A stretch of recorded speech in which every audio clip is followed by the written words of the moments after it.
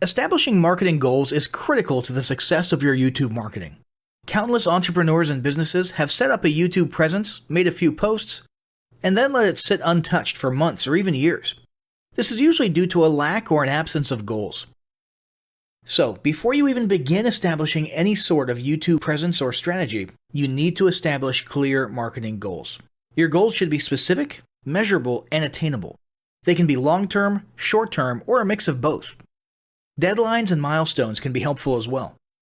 I want to increase my social following would be an example of a bad goal that will likely result in your marketing efforts petering out for a while because there's no specific milestones. I want to gain 1,000 likes by Christmas is an example of a good goal. It's specific, measurable, and certainly attainable. Below are some examples of the various goal categories you might be interested in. First up, there's traffic to websites. And here we're talking about sales, leads, or just content marketing. Probably one of the most popular goals of YouTube marketing is to funnel your YouTube traffic back to your own web properties. After all, most businesses don't do business on YouTube per se. You're leveraging YouTube to obtain traffic and convert that YouTube traffic into brand followers, leads, prospects, and customers. So maybe your goal is to get people to a landing page with a free offer where they can subscribe to your list and become a lead. Maybe they're being sent to a sales page or an e-commerce store. Maybe you just want to do some content marketing, so you send them to your blog. Whatever the case, the end goal for a lot of businesses will likely be bringing YouTube traffic away from YouTube and over to their own web properties.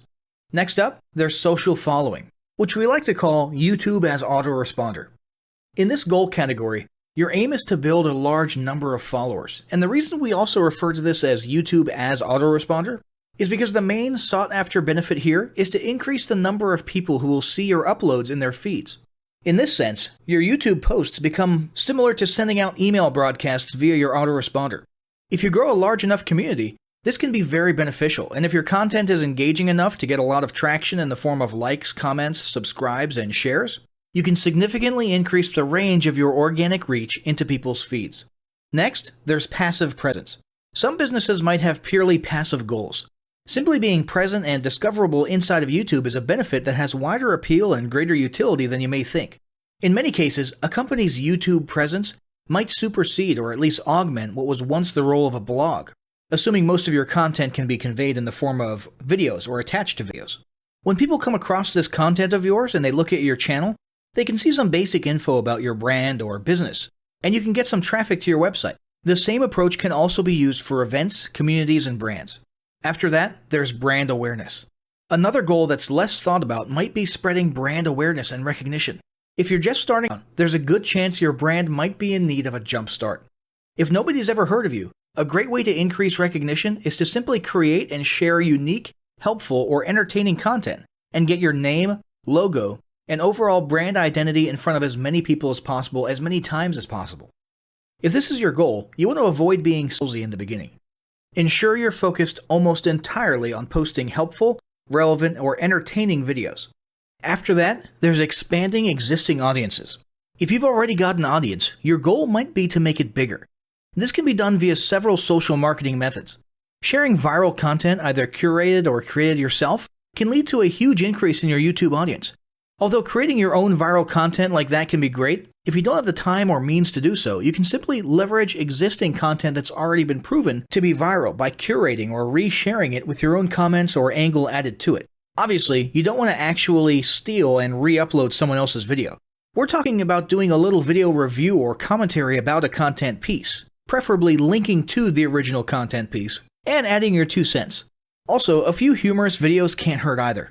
Other ways to expand existing audiences can include contests, sweepstakes, and gamification. Assuming your offers or prizes are compelling enough, incentivized sharing, liking, and subscribing can be very effective. Just ensure your methods are permitted by YouTube's terms of service. Enhancing or repairing public relations. Do you want to set your company apart in the public eye? Do you want to associate your brand with feelings of goodwill and community involvement?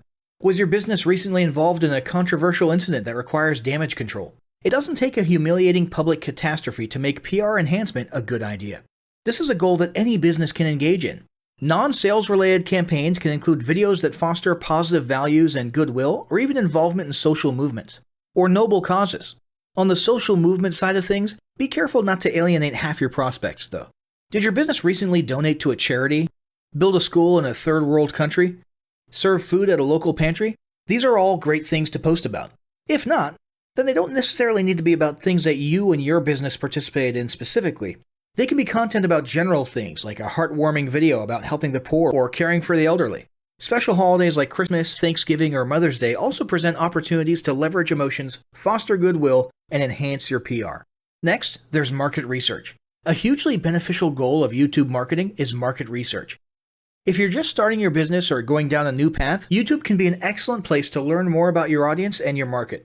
This can be done in a structured way with things like mentioning surveys and questionnaires at the end of your videos and linking to them in the description, or in a less structured way by simply engaging with your audience, commenting, asking questions, and so on. Also, lurking or conversing in YouTube channels or the comments of videos related to your industry can teach you a ton about what your customers want and who they are. Beyond that, you can monitor your competitors' accounts and posts to see what their customers like and what they're complaining about, so you can adjust your business accordingly. Creating your own channel, posting, and engaging in it is another great way to get a constant stream of market and audience data flowing into your business. Ultimately, your goal should be to come up with 1 or 2 ideal customer avatars that you can then base your marketing and product development on. All of the goals you've learned about in this section require some sort of presence on YouTube. Getting that presence started is what we're going to talk about next.